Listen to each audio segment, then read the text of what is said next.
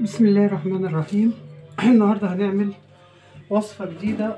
الحقيقة شفتها في مكان فعجبتني جدا، والمكونات كلها لقيتها موجودة عندي في البيت، وخاصة النهارده كان في غسيل الصبح، فايه قلت نعمل حاجة سهلة وحاجة تكون الحاجات بتاعتها متوفرة في البيت.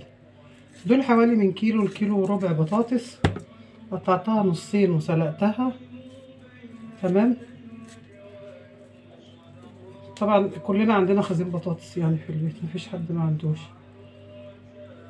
هنقشرها كلها ونرجع تاني. قشرناها كلها وحطيناها، وهنبدأ نهرسها بالشوكة الهراسة اللي عندي، مش شايفاها ومش عارفة انا حطيتها فين، عشان ساعات بشيل حاجات من هنا في الحقيقة بنساها. الزهايمر بقى. هكسرها الاول بايدي عشان تبقى سهلة.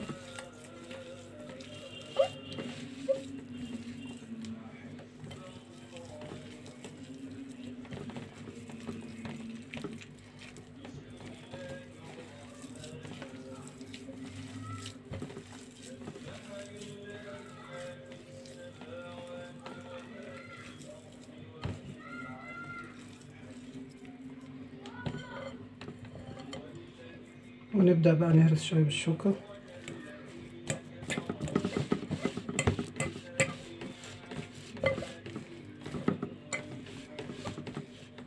هنخلصها هرس ونكمل. هرسناها شوية وهبدأ احط لها، هغسل ايدي بس عشان ما تمسكش كلها في ايدي. هبدأ احط الاضافات اللي انا هحطها، اللي هي الملح وفلفل وكزبرة. ادي الكزبرة، احط تاني عشان انا بحب الكزبرة في الاكل اوي.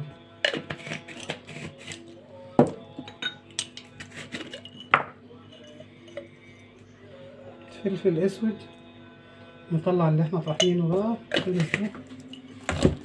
وبقدونس، شوية بقدونس صغيرين وعليهم عودين، يعني ربع ربطة وعليهم عودين شبت. هحط حاجة تانية، هحط شوية زيت عشان ما تعجنش ببعضيها وتبقى عاملة زي العجينة، تبقى سلسة في العمايل.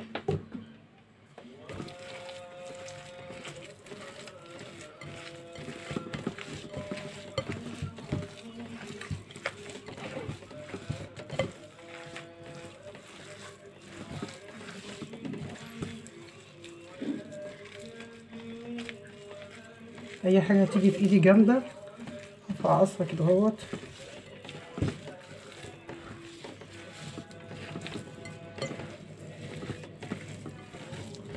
مش هنحط حاجة غير التوابل اللي حطيناها، ملح وفلفل وكزبرة، عشان اي توابل تانية لونها غامق هتغمقها. وكمان الحشوة بتاعتها فيها حاجات، فيها توابل، فمش محتاجة ان احنا ايه.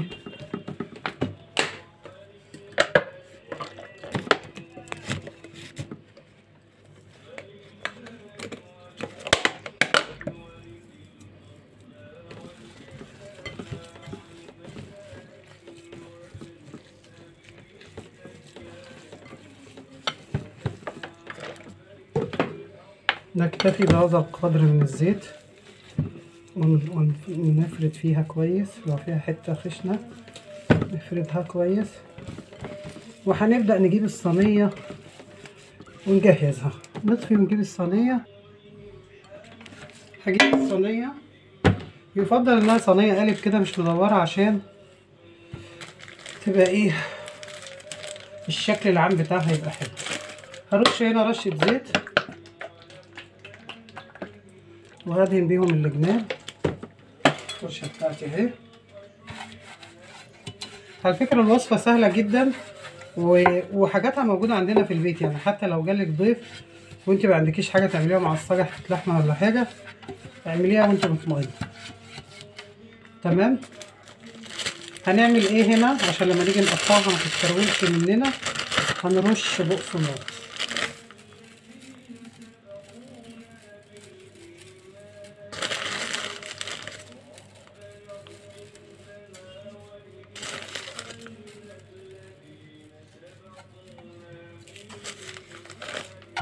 بنرش شويه على الجناب برضو عشان ايه السمك بتاعه. بعدين هبدأ اجيب، هنبدأ نجيب حتت كده نعملها كده وهنفرد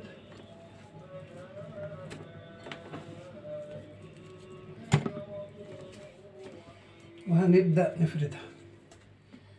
هنفرد ازاي؟ هبل ايدي زيت بالراحة او مية، بلاش زيت عشان ما تفكش.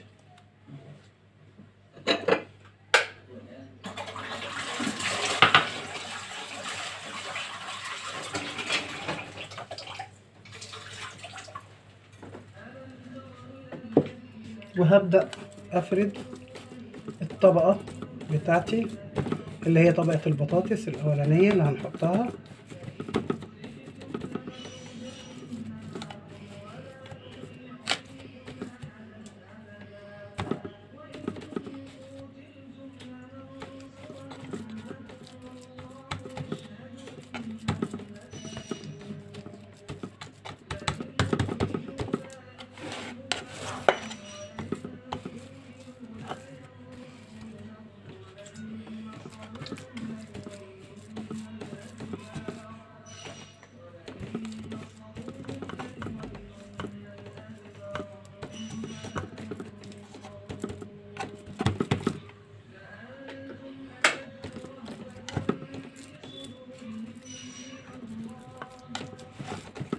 هفردها اللي بيها متبقاش حتة عريانة في قعر الصينية.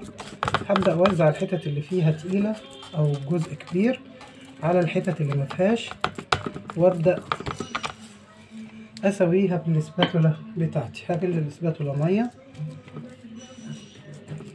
وهبدأ هي هتظبط لي الدنيا بقى، اي حاجة ما فيهاش هي هتظبطها لي.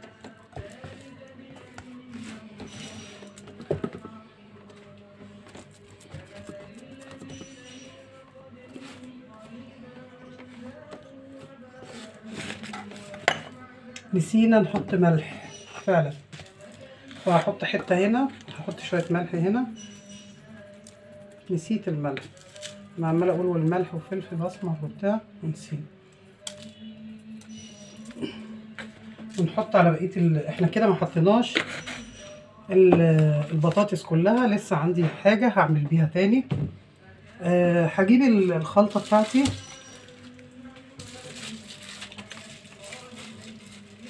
طبعا انا قايله لكم ان انا كنت مجهزه 3 4 اكياس خلطات والخلطه كانت حلوه جدا.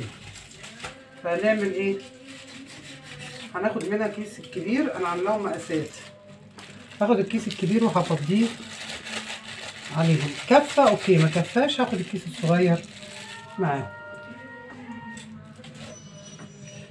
هنبدا نفرد بالراحه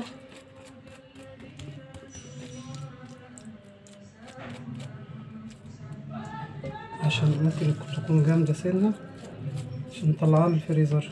انا افتكرت دي يعني وانا بخلص الغسيل، افتكرت ان ايه، ان انا عايزه حشوه فطلعتها، فممكن ما تكونش فكت قوي، لكن في النار هتستوي مش هنشيل هم حاجه. واضح انها قليله فهنحط الكيس التاني او ناخد منه شويه. انا عاملاهم يا جماعه، عامله الاكياس ولحمها بالسكينه. يعني بص هي الكيس ملحوم اهو، سخنت السكينه وضغطت عليه.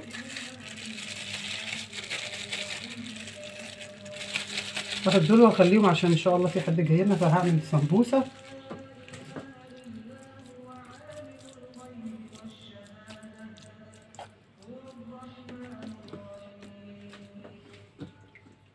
هنبدأ نعمل تاني ونوزع.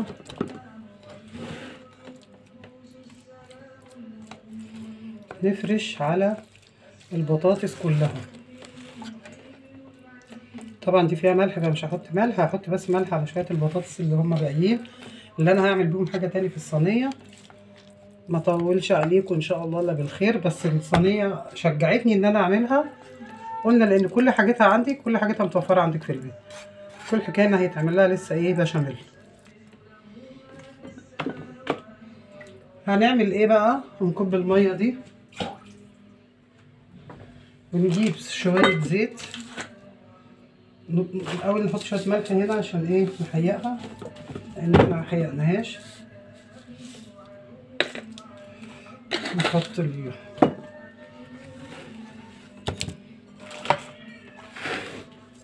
هحط دي كده، وهحط هنا شويه زيت.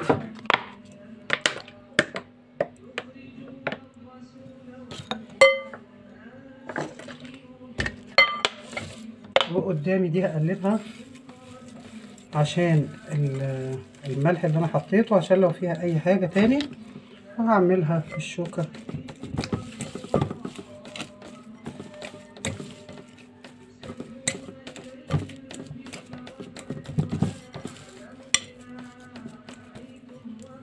هنعمل ايه بقى؟ هنعمل هنا كور من الشويه اللي باقيين. نحط كوره هنا وهنكمل. احنا كده شايفين احنا بنعمل ايه اهو.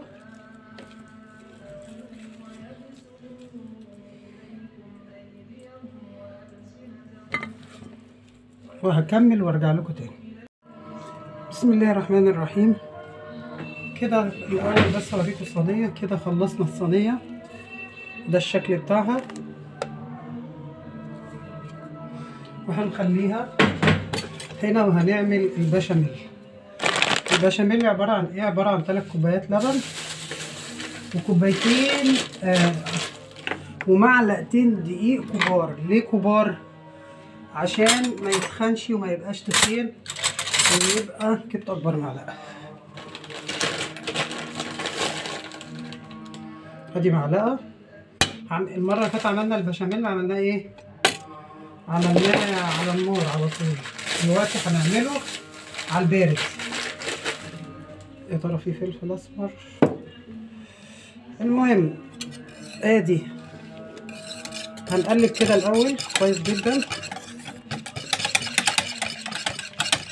وعايزين شويه ملح صغيرين وشويه فلفل اسمر بقى نطلع الاكياس اللي عندنا.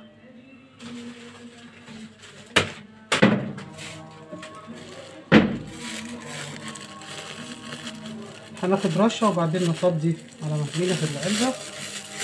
دي الحاجات اللي انا كنت مجهزاها لرمضان. خلصت اللي عندي الاول. ادي بشاميل من غير بيض. لو عندك جبنه شرايح اللي هي بتسيح بسرعه دي حطيها.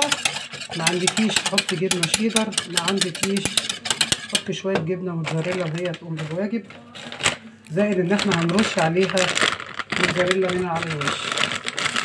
هنحط فيها الجبنه موتزاريلا ونبدا نرفعها على النار. حطيت البشاميل على النار. هعلي سنه وهقلب على طول. الموتزاريلا اللي جوه هتفك. مجرد ما تشم النار هتبدأ تسيح معاها. واحنا كده يعتبر خلصنا، ولكن هنحط البشاميل ده على وش الصينية ونحط عليه المكرونة الموتزاريلا. انا فاتحة المكرونة اهو عشان تتهوى شوية، لان الفريزر بيجمدها ببعضها. وقلنا ده 3 كوبايات لبن. عايزه تحطي فيه كوبايه شوربه حطي. عايزه تعمليها بالشوربه اعمليها. عايزه تعمليها بميه بس اعمليها. لكن الواحد بيحاول يدي الحاجه قيمه غذائيه عشان احنا صايمين وعايزين ناكل حاجه كويسه ومش هنستخسر في روحنا حاجه.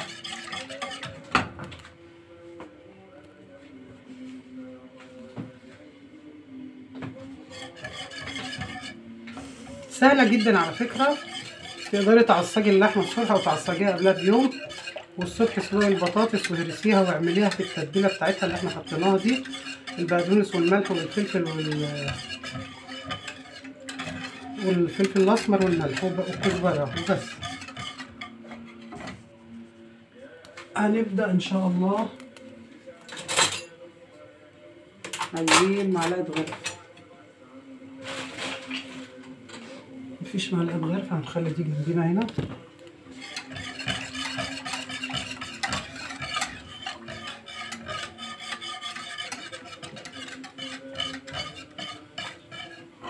شكل الصينيه حلو على فكره اهو. هنكب باللبن عشان نوري الصينيه. اللبن غلي، بس احنا عندنا ارخص من بره شويه، 23 كتب فيها ب25 وعدى. ربنا يهدي، ربنا يهدي كل واحد بيستغل الناس. الفلوس اللي هياخدها من الاستغلال دي مش هتنفعه في اي حاجه، بل بالعكس تدخل عليهم بحاجات وحشه. ربنا يسترها عليهم يعني.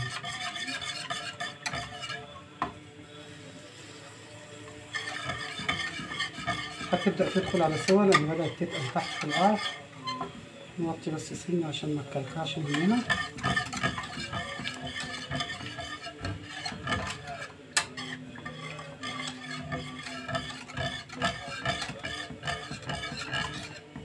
عايزين نحط لها حتة سمنة، معنديش زبدة، المفروض يتحط لها حتة زبدة. هنحط حتة سمنة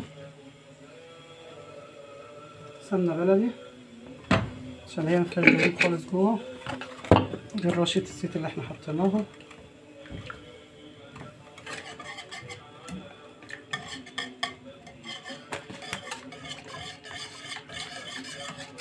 الجبنة ساحت جواها. انا بس البشاميل انا مش بطول الفيديو والله، لكن عايزه اوريهولك انت تعرفي ان هو استوى.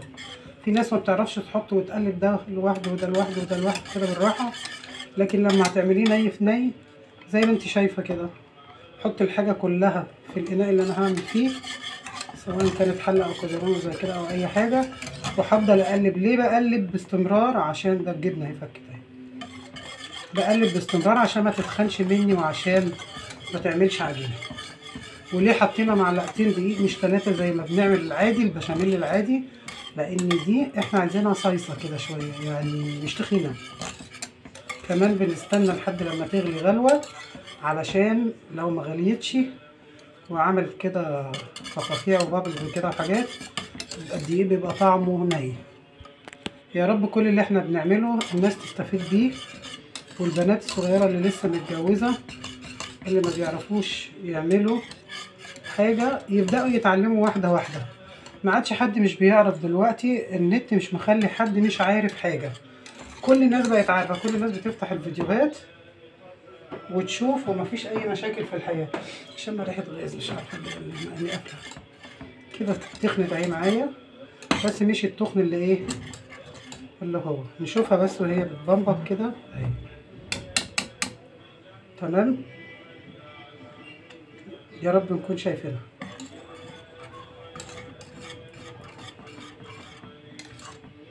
كده كويسه. على فكره ممكن تتزود شويه، تضاف لها شويه ميه، تحط لها كوبايه ميه صغيره، على اساس ان انا ممكن الكوبايتين مليتهم قوي. هقلب بالراحه.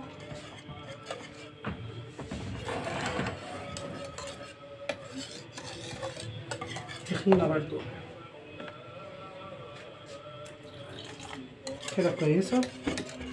ليه احنا بنحط الحاجه وعيننا مقدار، عينك مقدار الحاجه التانية. يعني انا حسيتها انها تقيله بس دلوقتي هي اخف. مش هرميها لو تخنت، حتى لو بقت عجينه هحط ميه او لبن ازودها وابدا استعملها عادي جدا. ما ترميش حاجه وما تبوظيش حاجه، ولو باظت دوري في الحلول. يعني طلعت تخينه، طلعت خفيفه شويه، احمر لها معلقه سمنه في معلقه دقيق واحطها عليها. طلعت تقيله زي كده هخفها بلبن او بميه او بشوربه. كل حاجه ليها حل، بس الواحد يفكر ما يقولش انا ما عرفتش انا بوظت الحاجه، لا انا ما بعرفش اطبخ. لا، كل الناس بتعرف. على راي امي رحمه الله عليها وعلى امهاتنا اللي سبقونا، ان اللي فيها عين وراس تعمل اللي بيعملوه الناس. مفيش واحده شاطره وفي واحده خايبه، في واحده جربت تعمل الحاجه بايديها وواحده ما جربتش. كده السمك ده كويس قوي، بس تغلي غلوه.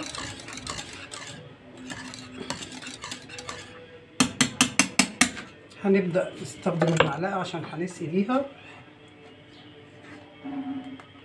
كده السمك ده حلو، لان هو لما هيبرد هيبقى ايه، هيتخن سنه عن كده. تعمل بس تغلي، وهسقيها قدامكم وهنفصل ان شاء الله، مفيش اي مشاكل.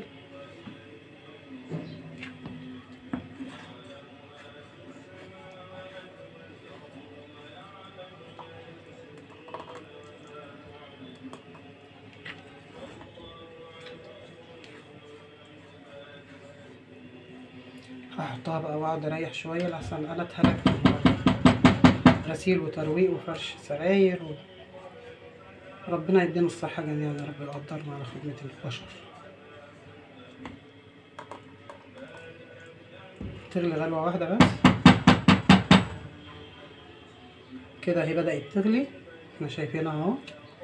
بص من الجناب وانت تعرفي بدات تغلي اهي. هتقلب قلبه واحده كده اهي، وبدات تطلع دخان، وهنطفي عليها واجيب الصينيه هنا قدامي وهبدا اعمل ايه،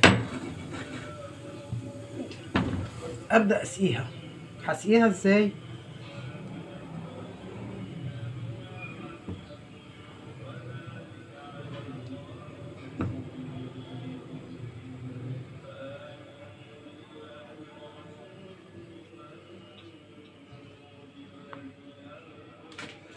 دي اخر مرحله، وبعد كده الجبنه الموتزاريلا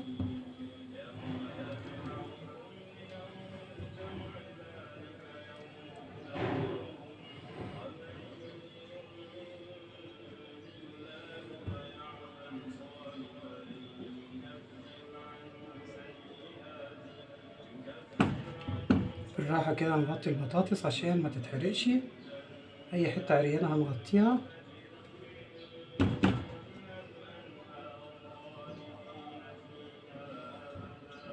وهنبدأ ندهن الفراغات الأول.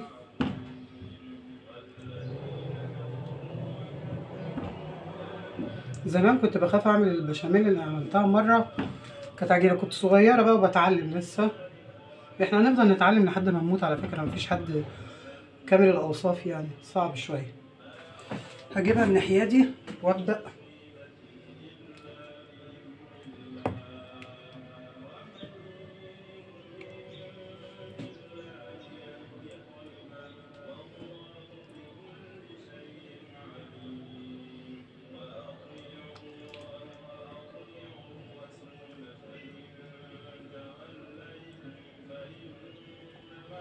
هي البشاميل هتطلع شوية زيادة فيها، بس تقدر تتحط لأنها سمكها خفيف فمش هتتخن قوي، يعني نقدر نحطها واحنا مطمنين. يعني في حتت عريانة كتير، باقي كام معلقة هنحطهم ونملى الحتت اللي هي مفيهاش.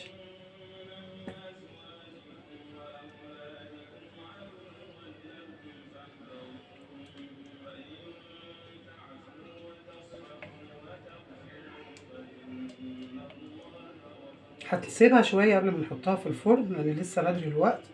هروح أصلي العصر إن شاء الله، واللي ناسية العصر تقوم تصلي، ولا ناسية فرض تقوم تصلي. وهسيبها بعد ما أحط عليها المكرونة اسمها ايه، الجبنة الموتزاريلا عشان تدي لون ويبقى شكلها حلو. انت بتقطعيها بتمط، في جبن بتمط على فكرة، وفي جبن بتحط منها كتير بتبقى مضروبة. بتاعت دونتي دي اللي احنا بنجيبها كويس.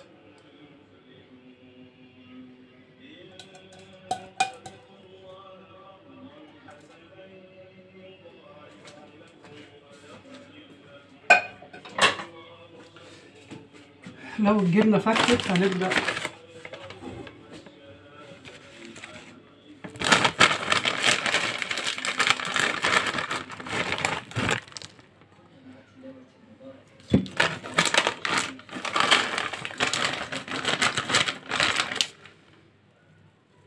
ممكن نحط الجبنة على البطاطس كده، هتبقى هي اللي ايه باينة.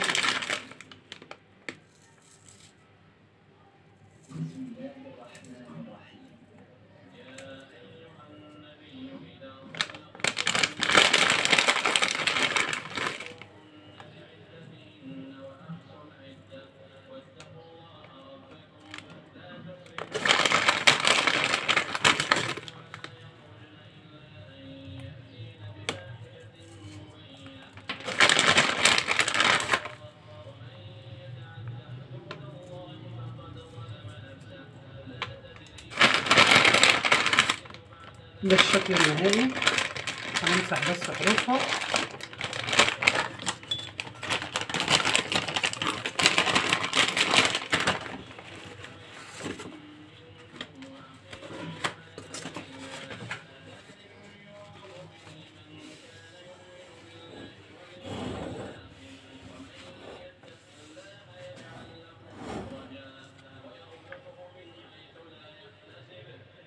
هنا في حتت عريانة.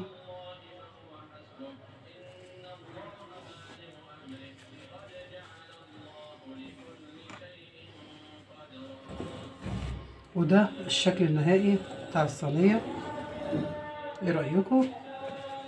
البطاطس عامة يعني في كلتا الحالات حلوة وكلنا بناكلها، في كل حالاتها حلوة.